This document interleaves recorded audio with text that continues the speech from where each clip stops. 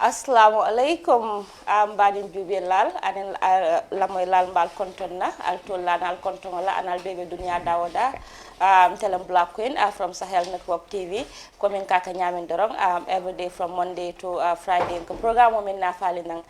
pour kal kala mutande kul lam yalon komin ko abe tamaka banko kan anen banko e bantala bidong mbelun tambasto la jam yalon komin ko naba kacala kul lam yalon komin ko is pertaining to kuol mi yalon ko min ka be harma dingol tora kan ila jata kenda ya bundato anim fanan nga information dol fana so dol mi yalon ko min ko abe kuma yala bakala pral ya moy assalamu alaikum be programme da yala la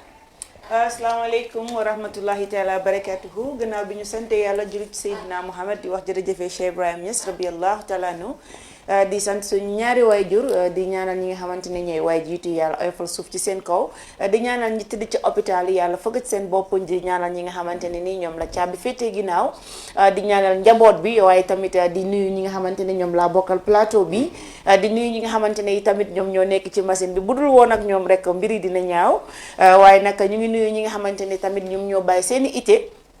tok rek jakarlo ak ñun ñu faskene def li nga xamantene mom moy programme biñ leen di amal lundi ba aljuma fi ci Sahel Network ci diwanu Banjul kon nak ñu leen di nuyu di leen ziar di leen balu ak way di leen bal ak assalamu alaykum once again fi ci Sahel di nuyu sama linguer gi ak sama Black Queen man la bour geewel Birane Ndumbane den di nuyu yeen ñi nga xamantene da ngeen di jël seen ité yépp tek ko di ñu sétane di ñu top nak nga xamantene émission bi yena ko mom dafa nek nak lo xamantene nek demanding so len ko waye demanding so demanding so lay la xala ya ñu ni say lay xewé demanding so demanding so fi la bay xewé fi la ay amé and ak ci linguer ak Black Queen pour geewé ci biir xolal xam nga li du lawet billahi li du lawet Dakar ci ko dur mo so tum limon sax pour lay def kon mu ngi nonu comme nga fale ñamen doro sa me min kala doro wala comme ko mbita social news la pour kay tandal min be keri banko kan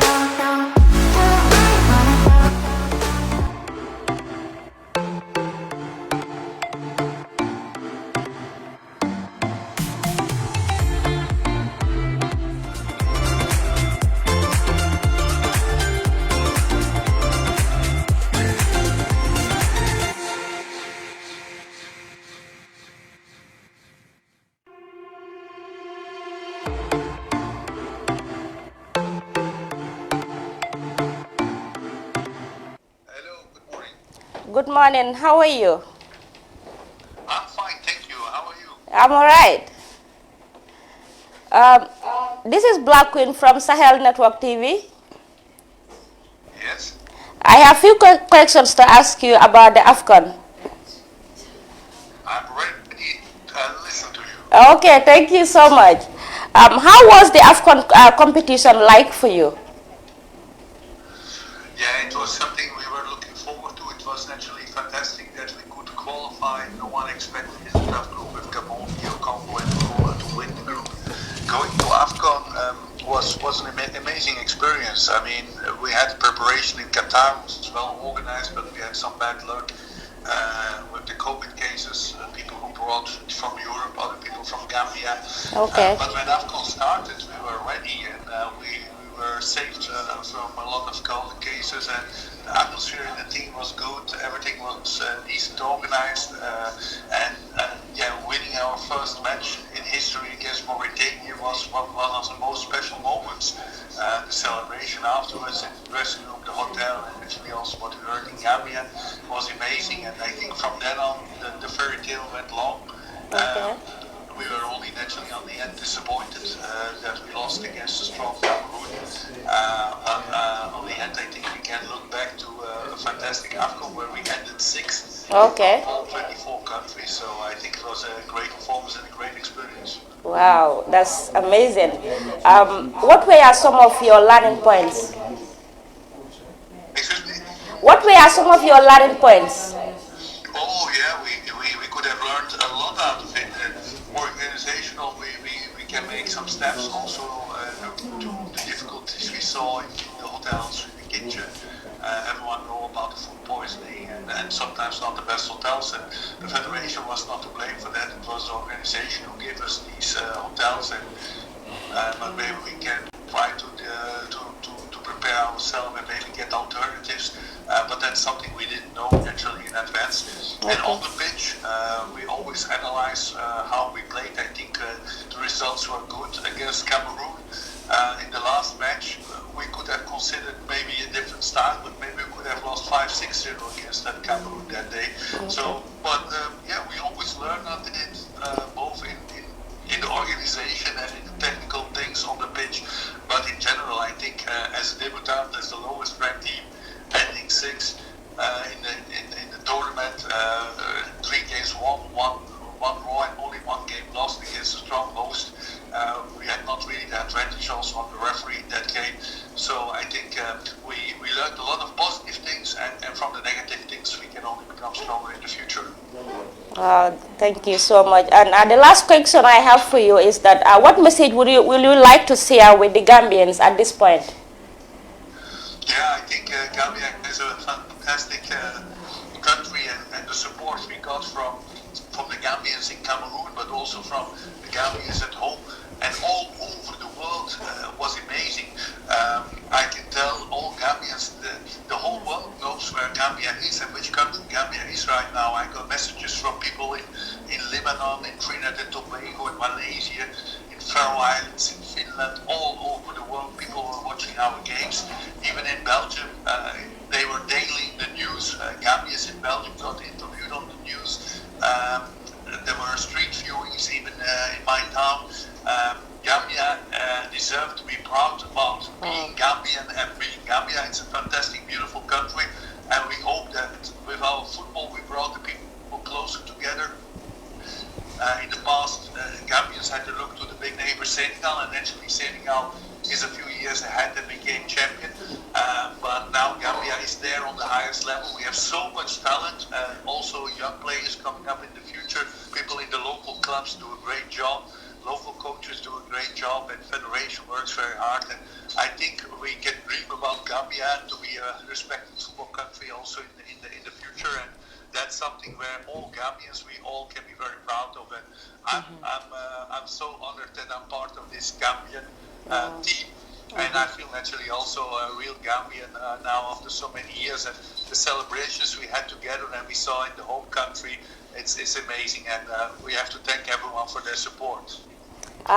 Thank you so much. That was the coach of the Scorpion, who actually did an amazing job. On behalf of Sahel Network TV, we are definitely so proud for your stand to ensure that the Scorpion actually reach to that level and being actually recognized by the world, because through sport, that was the reason why many people actually know about the Gambia. On that note, thank you so much for your time. We are definitely so proud of you, and keep up the good work. Thank you so much. Thank you, Mr. Paul Saintfiet, the national coach of the Gambia Scorpion. And thank you for the job well done that you achieved to the AFCON. And I see that your family in Belgium and every Gambian are very proud of you.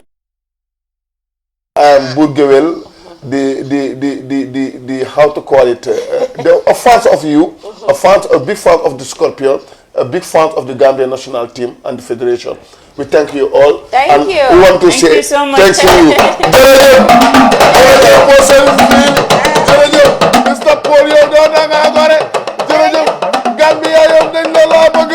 Jërëjëf Mr. Paul Saintfiet dañ lay bëggal. Jërëjëf Diop ba kook sa final nga yóbbu. Jërëjëf yéen ñi ko yóbbu AFCON yow yu sampul pour Paul Saintfiet yow sampul ekkatil daane yow toj nga fi. Thank you. Wow, that's for you. Thank you so much. Thank you. Bye bye. Thank you. It was very beautiful. And like I said, we did this all together, all Gambians. We are one team, and it's really for me. I get goosebumps also to see my family, but also people in the street. Everyone loves Gambia, and Gambia is now on the map in the football world, but also in the real world. And Sure. the Yeah, country is so definitely. Thank you so much. Thank you Thank once you. again. Bye-bye. Thank beautiful. you. More history together. Thank you. All Thank you. right. Bye. Bye. Bye. Thank you. Bye-bye.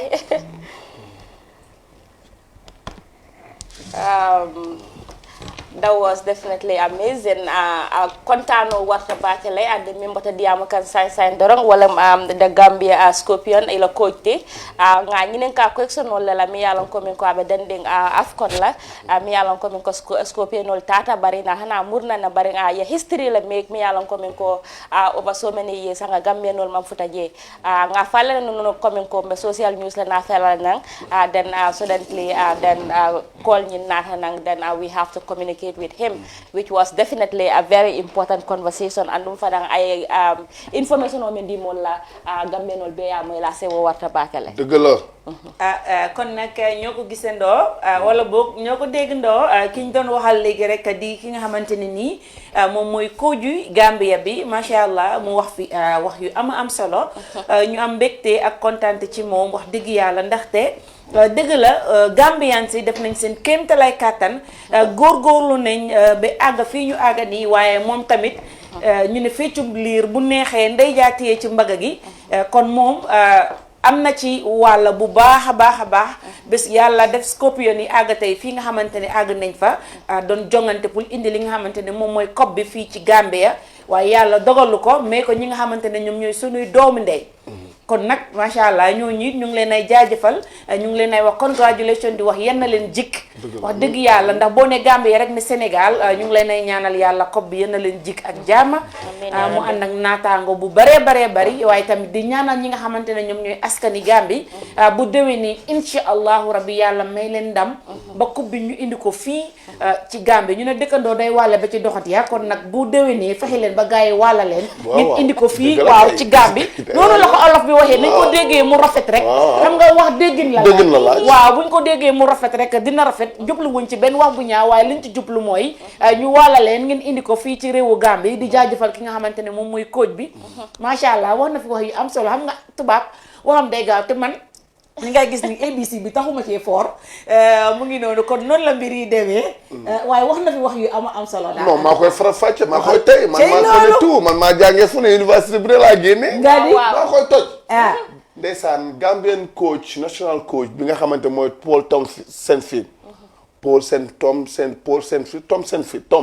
Tom Saintfiet la xam ne Belgium national la ñëw fii Gambie ñu jox ko national squad bi mu yóbbu ñu AFCON loolu rek ndam la loolu rek ndam la turu Gambie ci biir Cup of Nation nga xamante ne bi mooy 33 times ñu ko organise musuñ cee dem ñu dem 33 times ñu dem fa ngir am coach bu baax ndaxte football bu ne coach daf ci am solo dëgg la football góolu coach dafa am solo ci football ndaxte mooy teg tactics yi mooy fix team bi te mooy xool players yi nga xamante ñoom la gën a wóol pour ñu mun koo playal Paul nag nekk na coach boo xamante ne ndeysaan wane na boppam yóbbu na Gambie ci level boo xamante moom ci boppam jaay na boppam ndaxte gis naa ne réew yu bëri ñoom Tunisie sax ñu ngi koy xëccoo Tunisie mu ngi ko bëgg a soxla waaye nag dama ne Gambia Fédération bu ñu amee coach lu baax ñu soo amee lu baax da nga koy téye dëgg la Sénégal Aliou Cissé lu ñu koy criticiser duñ ko téye tey jii ñi nga xaman ñoo ko doon criticiser xamuñ waaye ñu ko doon téye xam nañ ne tey jii ressource bii lañ mënoon bëggoon ci moom wallaay ndeysaan ñu koy jaajëfal moom Tom Saintfiet xam ne moom dëgg-dëgg jàmbaar la ci Scorpion la bokk Gambie la bokk mbokk ndey Gambie la fi mu toll nii ndaxte tey jii kenn du wax Scorpion te waxuloo seen coach ndaxte football bi su jotee da ngay gis buñ bindee liste players yi dañuy wone ban coach moo leen amee kan moo leen di seetal naka la ak kan moo leen di waxal naka la man na ni may génne ci télé bi daf ma neex torop daf ma neex kon nag coach ak Scorpion jaaraama yéen maa ngi ci kaw jaaraama yéen ñu kontaan ci moom ñoom lool nag. loolu daal xam nga lu am solo la because nit ki daal su defee loo xamante ne lu baax la. ba pare aduna bi yëpp ñëpp a ngi koo wax dañ ko war a waxtaanee. ba pare xam nga moom tamit xam nga we are so grateful xam nga dañ kontaan trop nu ñëwee pour mu discourse ak ñun even though it is a telephone conversation. waaye ñun waa Sahel TV xam nga dañ kontaan trop xam nga si loolu noonu definitely because xam nga moom dafa nekk exemple boo xamante ne comme xam nga every people should actually learn a lot from him. Definitely. waaw because moom dafa def loo xamante ne ñun dafa amoon former coach muy Paul Pout. Paul Pout yóbbu na Burkina Cup of Nation. ñun yàlla daf ñu wërsëgal Gambia macha allah. suñu amee dara rek. daf ñu am lu ñuy jëriñ. ndaxte réew bu nit ñi bëggee dara. yàlla ànd ci day yomb ak moom. ndaxte tey jii Gambia ñëpp yuusu Gambia yëpp lu ñu bëggoon dégg seen tur. ne Gambia ci Cup of Nation. du ñu yem ci Cup of Nation dañuy dem ba wool ko bu soobee yàlla. incha allah waaye Tom Saintfiet bi dafa nekk nit koo xamante ne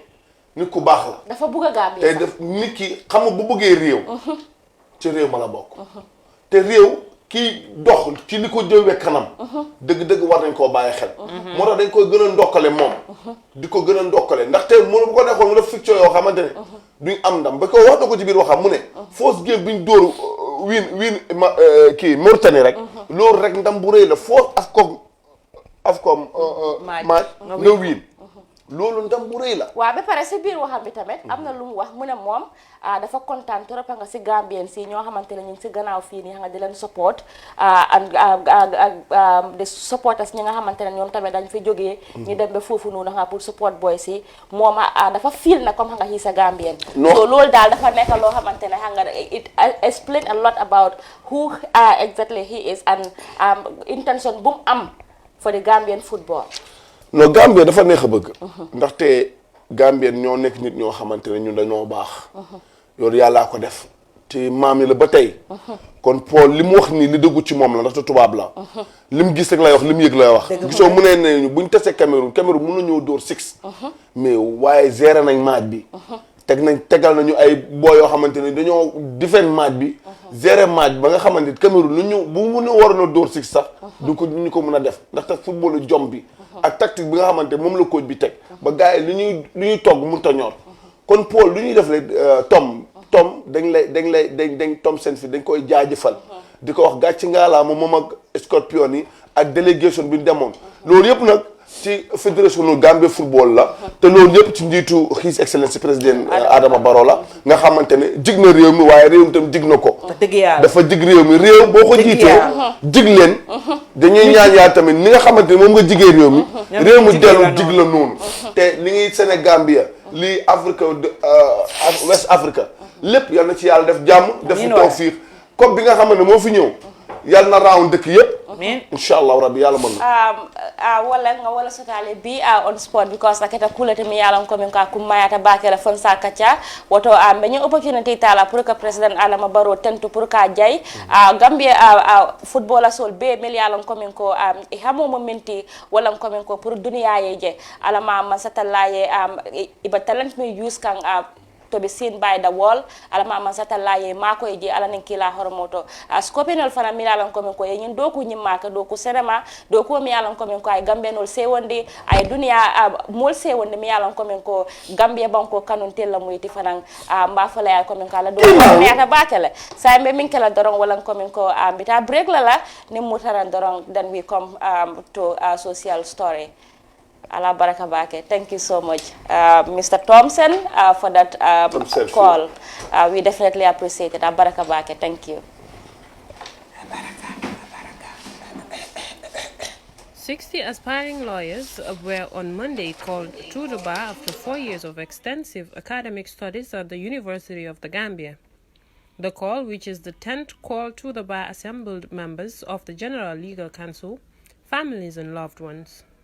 It is the beginning of a new journey for these young legal practitioners who have successfully completed 4 years of academic studies at the country's highest institution of learning after years of hard work burning the midnight candle. Their call will shape the country's legal and judicial system, which was predominantly dominated by foreign judges and lawyers for decades. This new batch of 60 graduates will also accelerate the speedy dispensation of justice and access to legal services.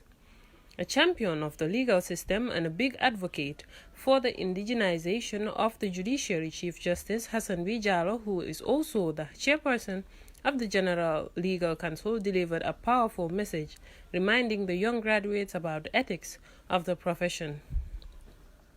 Solicitor General and Legal Secretary Hussein Tomasi delivered a statement on behalf of the Attorney General and Justice Minister, describing the day as a moment of celebration, paving the way for graduates to go through professional conduct at the bar school in order to become professional lawyers. Certificates and prizes were awarded to the best students in various legal programs. Fatou Toure, a young graduate, was awarded the best student in legal drafting, company law, and commercial practices, as well as law of evidence, leading a new front of young women moving to make significant breakthroughs in the legal system. 60 law graduates are called to the bar. Mbela ya moy nyola nyemu fennati mi yalon ko min ko asewo warta bakele bayring karamuto dindingol ya karangoke mel yalon ko min ko ya karangoke de Gambia University le pour que loi karang nyimbanko kan momin tata fo mo taworo ye walla kumandi to di bar pour yeta ye dankon ye kacal keje kacal mi yalon ko min ka kummayata bakele andu wo kono fanan karamuto dindingol min fana yalon ko min ko ila karang ye kuja masutole to various subjects fanan ye fenne di la pour que juso nyabala waketa kuti mi yalan ko min ko akuma yata bakela andung aba development o fanan kafula nyimbanko kanne dëkk bu wér a wér macha allah ñu nekk juróom benn fukki ndaw yoo xamante ne nii ci réewi Gambie fii lañ nekk ñu ngi leen ay jaajëfal di leen wax macha allah waaye tamit di leen wax congratulation ndaxte buñ ndaw yépp góorgóorloo def ni ñoom rek bu yàggee wax dëgg yàlla dëkk bi dina tegu ci yoon parce que ñoom li nga xamante ne nii moom la ñuy jàng mu nekk loo xamante ne dafa mucc ayib ci at yu néew wala boog at ci kanam rek dinañ leen def li nga xamante ne nii moom mooy ay lawyers loolu ci at ci kanam la waaye ci jamono bii ñu nekk nii ñoom juróom benn fukki ndaw yooyu noonu ñu jaajëfal leen jox leen li nga xamante ne nii moom mooy ay gifts wax dëgg yàlla ngir kontaante bi nga xamante ne am nañ ko ci ñoom ak jàng bu mucc ayib bi nga xamante ne nii moom lañ doon jàng foofu noonu ba tax ñu tànn leen ñoom leen tarangal leen taranga bu toll noonu loolu seen góorgóorlu moom moo leen ko may kon ñu ngi leen ay jaajëfal di leen wax congratulation the sky is the limit ñu ngi leen ay wax gàcce ngaalaama macha allah. ab réew bu bëggee développement dafa nangu jàngal ay ndawam réew mi sa boppam mooy nangu jàngal ay ndawam buñ fa jógee ndaw yi tamit nangoo jàng ji ndaxte education dafa am solo ci réew lool réew mënut a dem without education ñu ngi leen di jaajëfal ñi nga xam ne dañoo juróom benn fukki xale yooyu ndaw Gambie ndaw réew mi lañ te yaakaar naa ne avenir réew mi bu mekkee mbiri loo rek xale yi teg nañ ci seen tànk bu baax sakantuma nag gis naa ci ay xale jigéen ñoo xamante ne ki nga xamante jox nañ ko prize sax jigéen la te ci biir loolu man dama ci am doom am ci suma jarbaat ndeysaan ma ci kontaan lool ndaxte keroog altine rek maa ngi ko doon bégal ci kër gi xam ne lii ndam la dëgg la xale yi nag ndam bi ñu def dañ ko defal réew mi defal ko seeni ndey defal ko seeni baay defal ko seeni dëkkandoo defal ko seen famille ndaxte dara gën te neex ñëw bu la primary school nga jàng ñëw bu la secondary school nga jàng ñëw bu la high school nga jàng ñëw bu la university nga jàng ñëw bu la loo nga def fa 4 years ba nga xamante fi toll nii they call you to the bar buñ ma xool pour géwél to the bar tamalaay yegsee buur géwél loolu daal dafa nekk loo xamante ne lu am solo la dafa important torop ba pare xam nga 60 young aspiring lawyers lañ wax lii dafa nekk loo xamante ne comme xam nga dafa isi development in our nation in the sense ne comme before foreign lawyers yi xam nga ak judges yi xam nga ñoo fa bëri waaye xam nga if Gambians are actually ready to take responsibility lii daal comme nga dafa nekk move boo xamante ne definitely it's a very good move to be honest neexul ba neexul waaye am na loo xamante ne ni ñun the Gambians we should fight for it because suñ right la understand nga su fekkente ne dañ am juróom benn fukki ndaw ci réew mi ñu nekk ay doomu Gambian ñu xar seen tànk tubéy ba tey ñu ooleen waaw ci baa man xar tànk tubéy daf may neex xar sa tànk tubéy waaye afta si pa ngay doxee waaw loolu olof a koy wax ku xar sa tànk tubéy mooy ki nga xamante ne nii mu ngi góorgóorlu loolu mooy baatu xar sa tànku tubéy waaw dama en tout cas loolu bokk na ci li nga xamante ne nii dafay wone ne ndaw yi réew mi ñu ngi góorgóorlu because dañuy wax ne ndaw yi tey moom mooy doon magi ëllëg donc ñoom ñooy nekk ëllëg mag ñi te buñ nekkee mag war nañoo mun a amee seen réew xam nga nekk mag wéeru taxul ñu ne mag understand nga waaye boo nekkee mag nga stand for your country understand nga am responsibility for your country understand nga yow soo fekkente ne dëgg-dëgg jàng nga da ngay xiirtal say doom ci jàng waaw xam nga Linguère dafa am benn affaire bu am soo déggee ni ko Queen doon waxee léegi mu ne comme bu njëkk dañ daan jël foreign based lawyers ñu jógee ay Ghana ñu jógee ay Freetown ñu jógee ay Nigeria dañu amutoon université bu koy jàngale first of all dañ amutoon fu xale yi dem gi ko jàngee ndaxte loolu dafa yàgg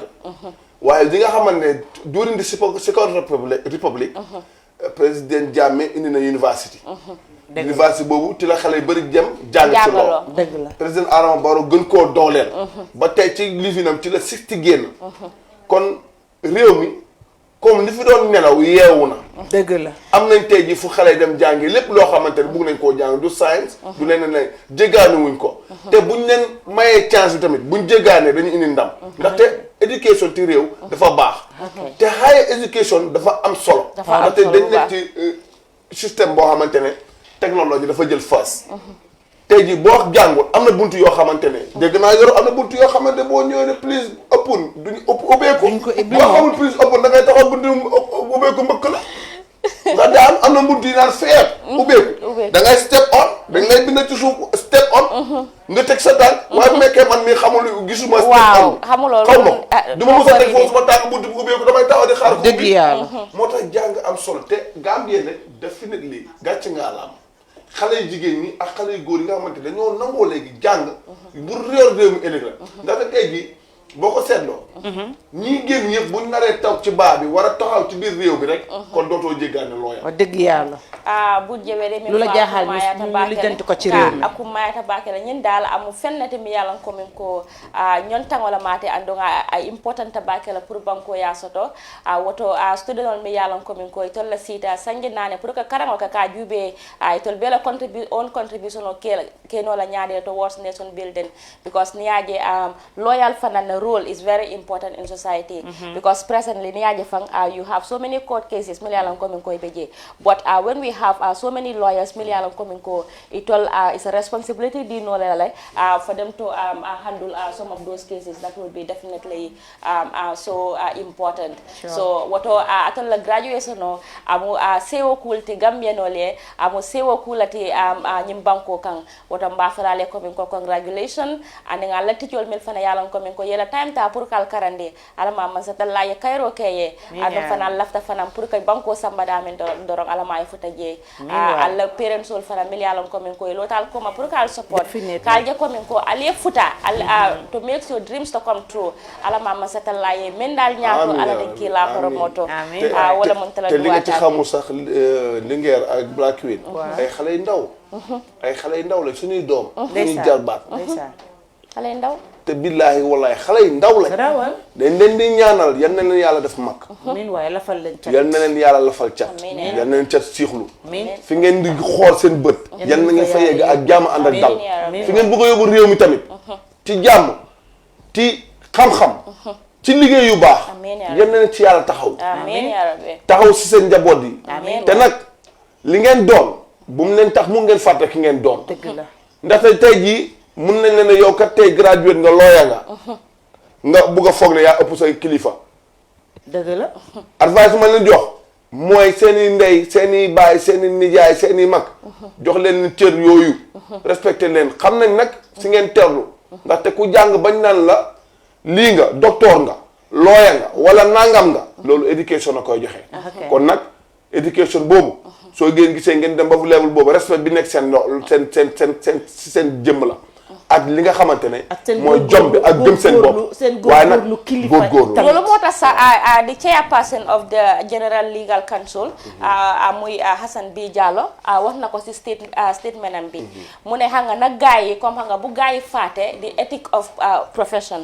like because gars yi buñ doon jànga am na lu xam nga luñ jàngal gars yi comme xam nga si seen wàllu liggéey bi comme xam nga nuñ ko war a defee xam nga no matter what happen in what situation xam nga la gars yi find themselves xam nga they should not forget that because liggéey boo gis rek ak dafa am yoon. Hassan Jallow di honorable minister di honorable chief justice. nga xamante ne kooku waaw chairperson la ci cérémonie bi. boot li mu doon lañ koy wax.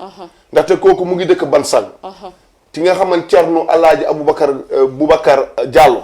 waliw kaamil bi koo koy baayam. ndeysaan kooku boo demee Bansang. seen kër yegg naa fa demaat fa. fi ma dëkk nii sax ñoo ko moom. fi ma dëkk nii ci Banjul ñoo ko moom. kooku nit la koo xamante dafa bëgg réewam jàng joxe moom fi mu bàyyeekoo rek doy na adresse buñ ne kon mooy sa bàyyi nga ne Thierno Alaaji Boubacar Diallo ca Bansang waliw kaamil la kooku képp koo xamante ne toog nga ci diine xam nga ne li may wax noonu loolu lu am la kon ñoom monsieur Diallo Assane Diallo jëri fu la bon a taamu ñu ngi lay ziar di la jox sa wàccuwaay gën a kawe ndaxte nit nga te gor nga te ku bëgg liggéey ku bëgg réew mi nga ku jàppale président Adama Barrow ga kon nag ñoo ko déggandoor Thierno ñu ngi lay sant di la gërëm ak tamit di la sant ci advice bi nga xamante ne nii jox nga ko ñi nga xamante ne ñoom ñooy ndaw yi nga xamante ne nii yéen a leen tànn oo leen parce que doyloo ngeen leen te jàng bi nga xamante ne nii jàng nañ ko macha allah ñu ngi am mbégteeg kontaante waaye duñ em foofu noonu dañoo génnoon waxtaan ak ñi nga xamante ne ñoom ñuy askan bi nekk ci biti ñoom itamit rek dinañ dem xool leen ñu xam yan kàddu lañ am ñoom itamit pour sànni ci li nga xamante ne nii moom la ñuy waxtaanee muy what's on the street teg leen fa seen loxo ñu dem waaye ñii dañoo jongama waaye xale yi da ngeen sañ seen yéen li ngeen dem baa xeebu leen ko bàyyi li nga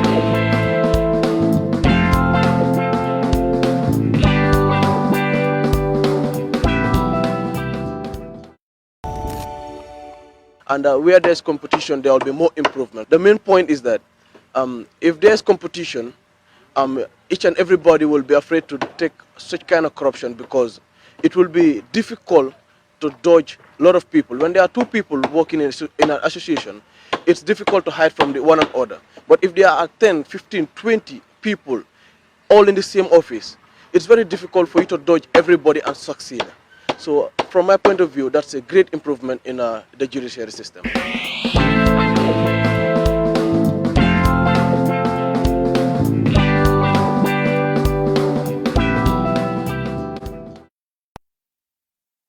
Was words on the street coming mul ka fo nyame doro ande mul be continue la pour ka fo corruption mo fennete mi yalan coming ko asambo warta baake dunya kono le bara asambo warta baake Gambia banko faran kono le diamu la min bota je sai aba min fo kan doro wala coming ko ako nin competition o sambo warta ibaje la corruption o fana betala no la banko kan because mul be silala le ka fo coming ko ila business o iba protect la in always so mo fente mi yalan niñ ko déggee sànq rek ki nga xamante ne nii moom mooy waxambaane boobu noonu ñu amaloon waxtaan bu ndaw ak moom mu wax lu am solo wax dëgg yàlla parce que moom nee na su fekkente ne mbir mi am na challenge am na jongante rek dina am lu bare bari dina daal di wàññeeku fii ci réew mi muy lan corruption nga xamante ne neexul ba neexul waaye loolu sonal na askanu Gambie torop waaye buñ fekkente ne ñii nga xamante ne ay ndaw lañ di jàngal lan ñu ne loo kenn ku ci nekk rek business boo mun a am nga amal ko lawyer boo xamante ne permanent lawyer la moo nekka lépp lu la jaaxal rek nga daw dem ci moom mu taxawal la bu yàggee rek mbir yu bare daal dootuñ ci am jafe-jafe yi nga xamante ne nii ñu ngi koy am ci jamono yi nii mu nekk wax boo xamante ne wax dëgg yàlla ndaw moo ko wax waaye waxu mag la wax mu nekk mbir moo xamante ne lu dara bàyyi xel la ndaxte wax bu am solo la wax noonu. compétition dafa baax ci lu ne ndaxte da lay gën a yokk jom te da lay gën a fonk loolu li ngay liggéey liggéey bu amul compétition baaxut. dëgg la. te réew mi dañ war a def compétition ci lu bari te loo xamante dafay demal réew kanam. te comme ni ko ndaw si xale bu góor boobu waxee. wax na lu am solo ndaxte tey jii soo gisee corruption bi bari. da ngay dem ci kenn mu am moom kese mu mun dara waaye bu ñëpp munee dara. kon ku ne dina xëccoo foo ñëwee te di nga jéem a def lu baax. ngir ëllëg boo ko deful. nga jox ko sa morom mu def ko. mbele ya moy ñola ko corruption mo fennati mi yalan ko min ko be nyanta ka hakilol fayno kan ka jube mba bayno la banko ka nyaade la woto fundingke la diya mo nyin kumayata batale ala mama satallahi e so lafta min andum fanal mi hakilo yurwala kuma kendol fono ko mi nyin dongo min fadan. This is mark actually the end of the social news that we have for you today. But in the house we have a very important guest. Mi yalon komin ko nabe kacha sotalale based on a topic mi yalon komin ko is very important. Baring be min kala dorong just to put you people in suspense. Fo jande mba falale wolunta ngani wo mujumalte alkana ta dulato mita break la dorong ni mutanan dorong, then we continue with the interview. Thank you.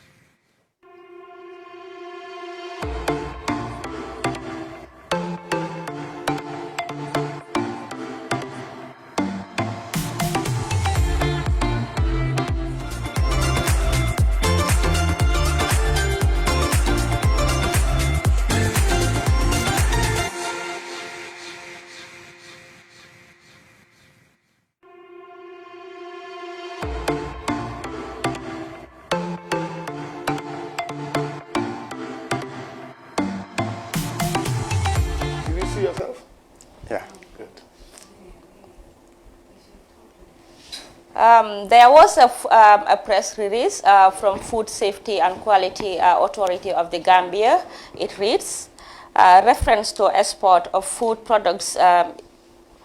the People Republic of China. The Food Safety and Quality Authority, FSQA, of the Gambia wishes to inform the general public, food business operators, public and private institutions, and the media that FSQA has been officially designed as the competent authority for approval of export and of food and food products to the People Republic of China. The authority has the access to the designated system for the facilitation of approval for companies wishing to export food and for food products to China. The food categories approved by the Chinese government to direct export from the Gambia according to the Chinese government communities includes the following: egg and egg products, edible vegetables oil, edible greens, fresh and hydrated vegetables, dried beans, nuts and seeds, dried fruits, meats and meat products, honey, aquatic products, etc. In this regard, food business operators interested in exporting food product to the People Republic of China under these categories can either come to the authorities office at 103 Kairava Avenue traffic light. Contact the Food Safety and Quality Authority on the contact below. This was a press release, and I am very sorry for that because the writing is very small, so I was having some challenges reading it. But on that note, we have a very important guest here who can actually elaborate more on the some of the information that were actually stipulated in the press release. Sir, you are welcome. Thank you. My pleasure.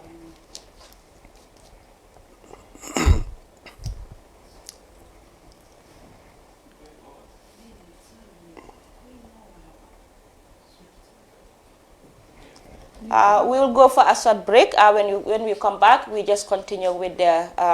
questioning.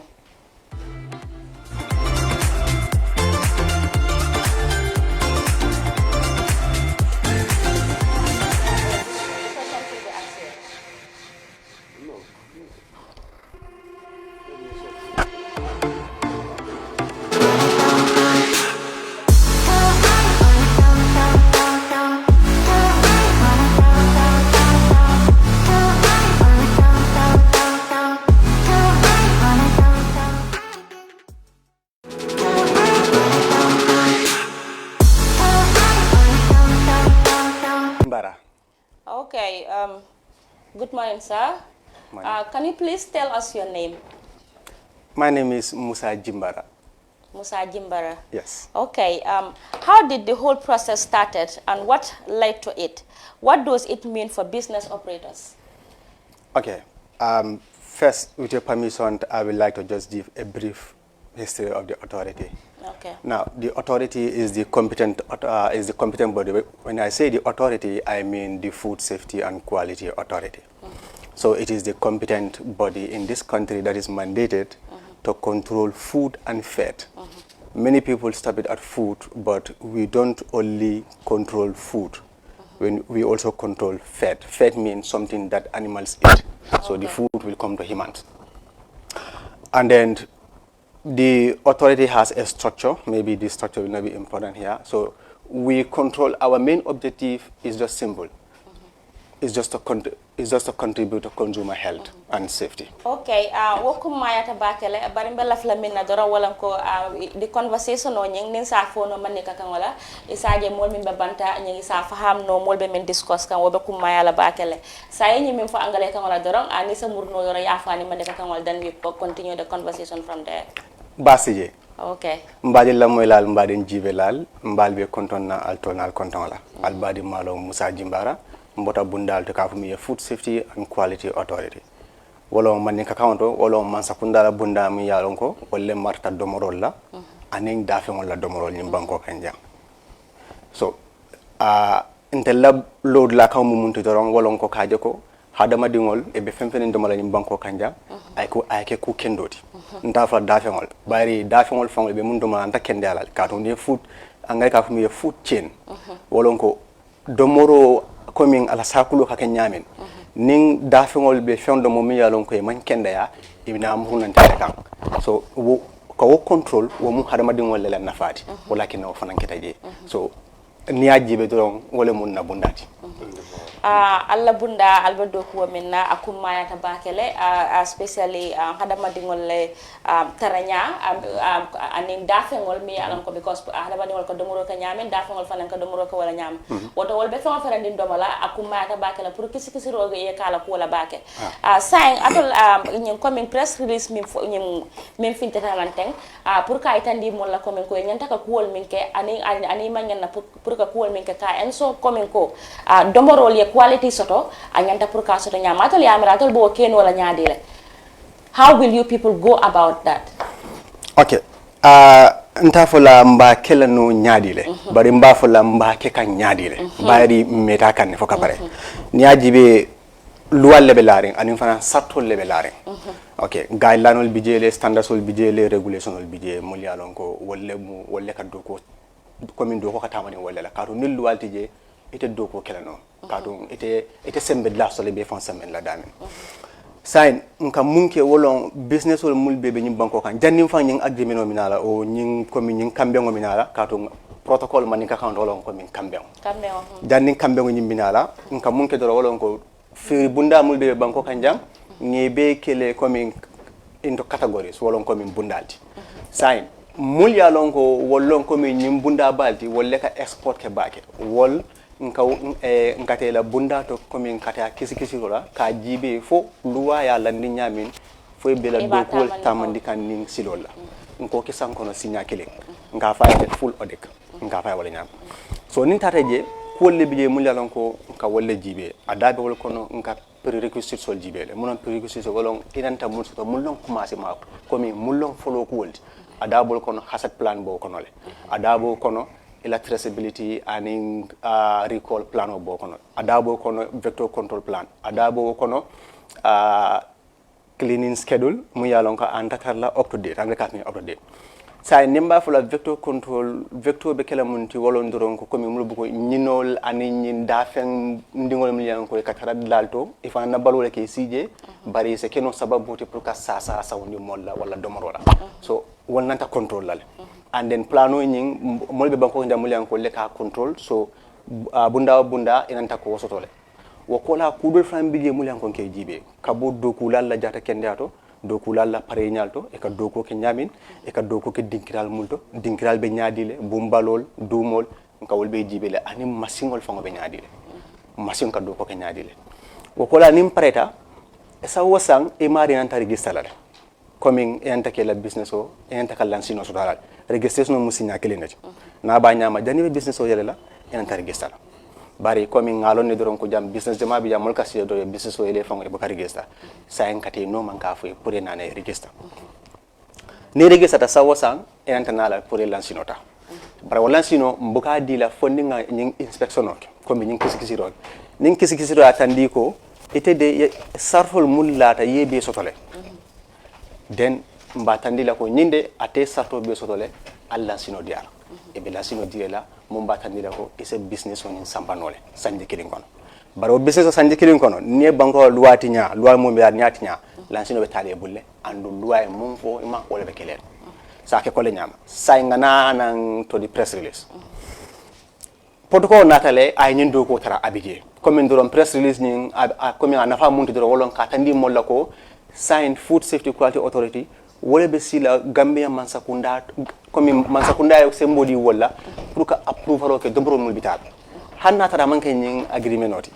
food safety and quality authority wala ka approval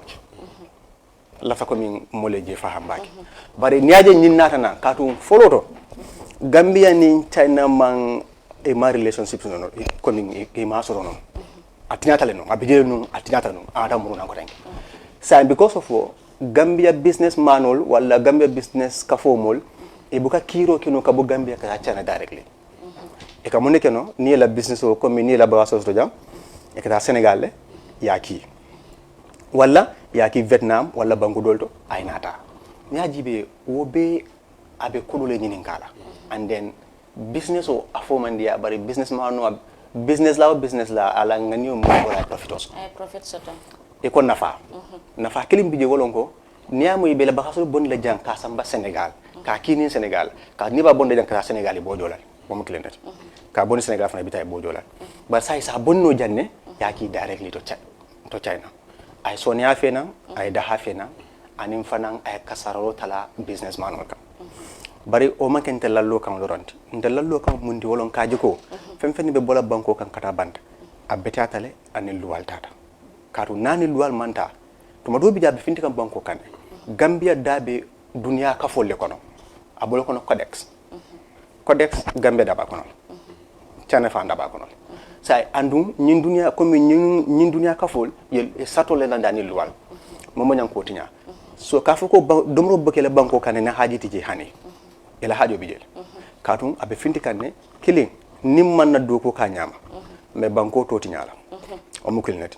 andu ni to tinyata jani be to da dala ko tenke ito e tinya wala tariyata ka to kendo soto katum jani bo to kendo soto ko tenke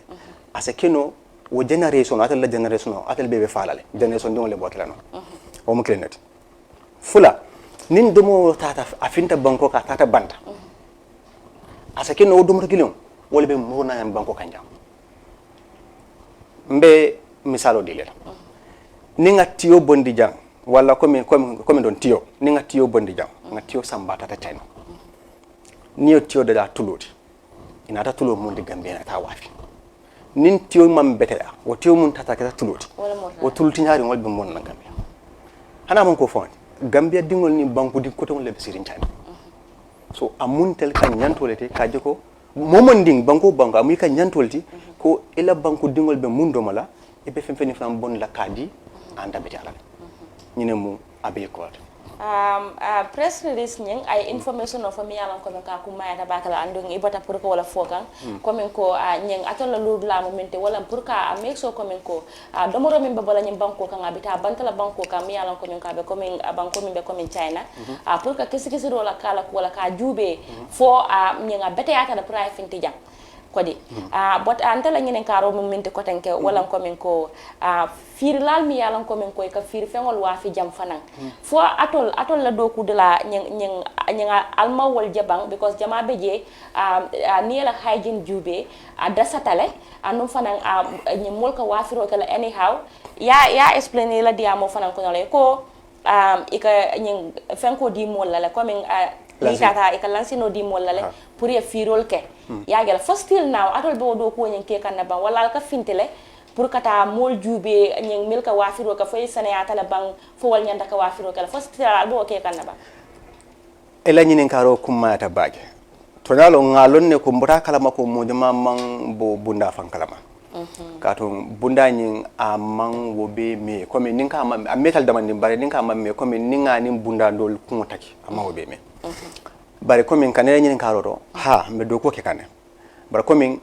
business o sembo warta moti mumbe do ko kala anim fanan sainten do ko be ka nyamin amanke ko min ko nun to do ko ka nyamin kato be ngal ne ko dunya abe falin kane molbe ta ka nyaadole sain do ko ka kene ferol la ferol le kalandi mum bakinna ye do ko ndinke ye nafa jama soto ye coming efficiency okay sain nga business wol nge beke into categories comme nga diamo commence nyame business dol bije mul yalon ko wol nge jibele karo kari business dol bije karifla o maybe karisa ba wala ndeka fay kotale business dol bije maybe sankono sinyakele sa ngana nga foko firla mul be marché kono nyillo ko ngo fango mbe marché to inspectional nde fango mbe diamu kale jang mbe bakawle ko nin kunun ko mbe bakawle bakaw marché oto nale bakaw marché ko nyinke ba falale bari akolata bakel because yalo masakunda am fendet mi yalon ko abukol ko yirolon yiro e bulol sotama iyo comme ndo ngafo donko hadama dim bulol bije singol bije kungol bije bari ning dawda tiata comme dawda problème mo so balo bele ka bakalama ni non problème so food safety anim bunda ko tawon mum mobe fennet ndel kam mum fo moliye nde tata no labeto so kam fo moli wolon ko nin tata ngam mol karande ka mi sensitization ka tun kesi siro ya tandi ko ka jiko falen mum betata je wolon sensitization ko min ke karandi ni karandi e ka lonne e kam mum foye ani mun betata ete bijete tije e ba kala lan takala nyame malla fi ninna ta dro mole moldi rek e ka commencer la dal fi taka hane nim bota je e babula je ko ten ka itinya bari nin tata marché ko wala kin nan nimmol ka kacha pour hana tan tel tije sake mba kan mbe inspection kan anum fana ngam mol france to mul ya lon ko ngeki bolo ko min like bolon kono ni tata bodal beto domoro ka do nyim banko lamul beto boda jamba bije na mol bije poro na mol bije le amda lay kata farafenya kata fo passé so man mol benyil beto janjam bure wol na mol benyil beto le wol bedo ko kilo nyi bolla damani non bita kanne ning ala sonta ning demaro fratan tafta damin wati binala mu yalon ko betarla hanata da mantra sato to bare metalla consequence o kenso do ninga sonta wala mun telefon hamme ko wati okay sania jube when you look at the economic benefit ate anying abe mun nafala na fela na banko kan like financially abe mun nafala na fela na nyim banko kan okay ko jabi mbe example li lela Gambia ka tiwole samba num banta banko kan anin kotondo a metal sign bari en natio kata num banta ba so ko fa EU natio kata num ba keje bari nyin sangi dan tan kono nata buta kalama EU buka son natio la wala buka son jama bala kono katu ko aka aflatoxin ne soto aflatoxin ya akole soto sai ning EU mang tio sang ya aflatoxin abete abe kumayala bakela pour ya afo pour isaje nyin manika kam moy lali sala muna wote ngamera aflatoxin wala ntia safunote kodi ak nyin isn't it hani ntafa tia safuno katu tia safuno wo mutioleti comme tio man bete anga tio nyintanga ke safuno aflatoxin atemu yalon komi manin ko man to soto nyin sifale ba komi ngafu dronko dafengolo mu yanko dafendi non ko min don dafendi non bari aka mum bondi ka fay ko toxine aka mum bondi so wolong aflatoxin afro abotawaya gego dolo so comme ate dayla nga comme nga fo mba fola ala minimbe nyamin kamoto atele ka tiya safuno fana kos nta fola atele ka tiya safuno ko bamba fola atele ka kinna tiol ka finar ani wonyol so wol ningi tombong den nga wol finari ngol le tanke ke safuno den ka fo tiya safuno okay ha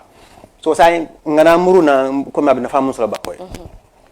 say ning man sakunda man tiyo kino nga foko EU comme EU ko okay sa latio ay afatoshino so don tastrono say man sakunda bi tiyo kila min dole yalla be ko yalla bar say China ko ala fena ntel basan dal bulle yalla mun falti banko ka to nim man sakunda sang Senegal bulu man sakunda famba wafi la ni man sakunda ya wafi e be kodo mun so to je man sakunda bol tale ati banko kan pour kake banko la fankoti so ni mun falti banko mole andu na falon fanan sama dokulale kato ni mansa kundati tiyo sana nama mosto mumba sana na banyama mansa kunda dokulo katiyo san komi sama dokulale baja wala doko kana ke kensente bari ni ajibi bake ni mansa kunda tiyo san ya samba ya stol londi ke stol kono moma san o mo kasaro loti banko basa ni banko sotota komi China sotota ko ala fena o mun na faldi banko nga faham bakele say ite generally ite muna soto mi yalan ko min be dending ñin topic of discussion la ite be min siano la ñim molye okay ndese mum fono duron wolon ku dantante mandin kol ko kutam fa la batati je yaade mbe femfen kela ñin duniya kono ngake ning ala tema andu ngalon ko harje o ngalon ne ko maybe na karangol to nasara karangol to multa ko min ninko harje ka bo alale bulu dolbe sosoro kela okay ba ko min doron tella janga foton harje ka bo alale bulu andolon to nyaati harje ka bo alale bulu etete mun kino dole de kata ko kela so momondin be ko kun kela kenin atema yele banko kan o kum mata baake nganna banko kanu nganna banko dogu diam 15 na fatije mo be femfenin fola idala ani la baro eta akumata bakele kato ni ila foro ni la baro manta e munafikoldi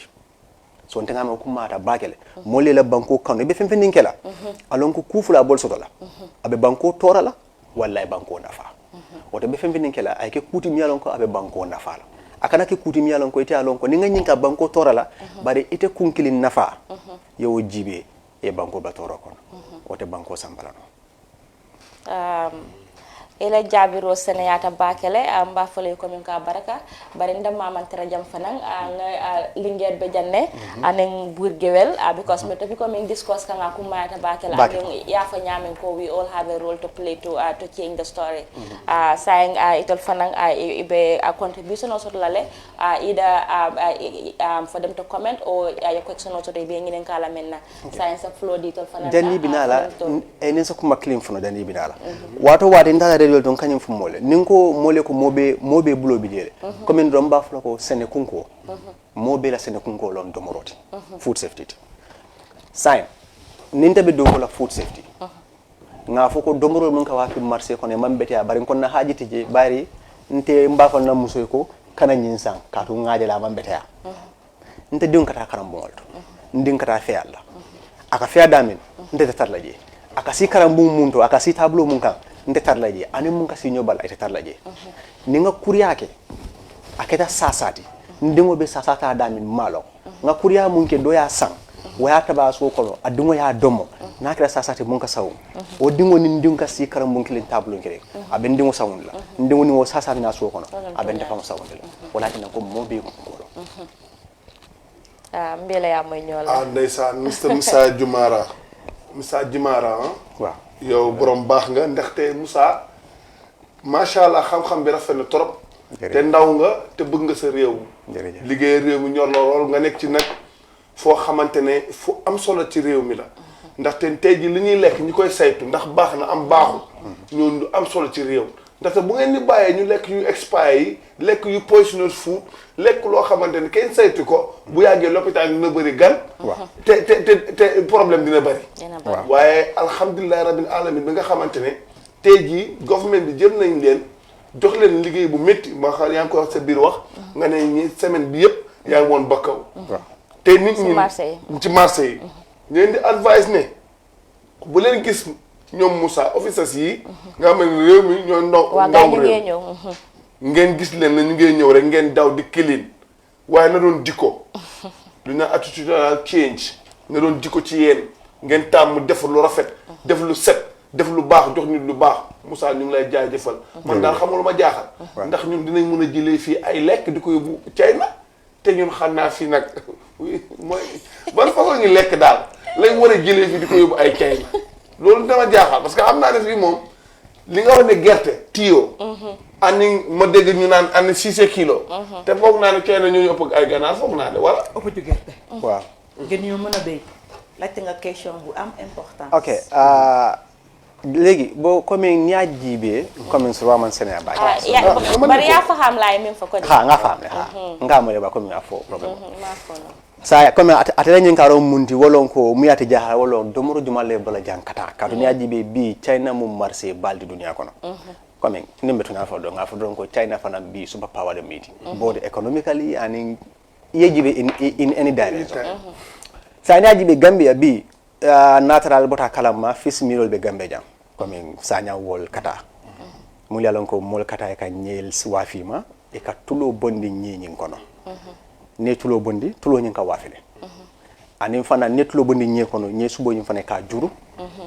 e ko ma ka ke munkoti o fana ka wafile so wol be stano channel e be stano anu fana Gambe fana to mado bi jaman si abra fana nga kasuwol sotole nit ñi commence à ce que no mul yalon ko kasul be bulu e se commence ke la kasuwol samba ka samba China o be se kenol bari fengol mi am kan tahaje adabi ko no le dry grains kaso mo grenade astanol na ñol na sunol ha tara ko mi nga mang sia bake ko mi manta diamula food security fanala katum bunda dole fanan mo wati bana ngameda momondi lafta kala fengo wafi ka fengo soto je ananta nyanto soto la ka wafi no so domoro bidane ani fengol bidane mo yalan ko isano bantale andu fana nse wafi no le wa jërëjëf kontaan naa macha allah Mr Jumara nga waxtaan fi wax bu am solo man tamit tey suñ communication bi mënta neex ndaxte man tamit dégguma soose dat mooy dama dee try rek gars yi de loolu lañ ma dee tooñee fii anyway but dégg naa ci ay wax yu bare tamit comme li nga wax dama dee mën a dégg comme li la dal waaye mënuloo wax olof bi man tamit likewise waaye man ma amoon benn question bu ndaw bu ma la bëgg a laaj ci li nga xamante ne nii moom affaire lekk la nekk fii ci réew yi Gambia muy lan ñi nga xamante ne nii dañuy am lekk ci seen bitig yi am na ñoo xamante ne comme store sax laay wax du ma wax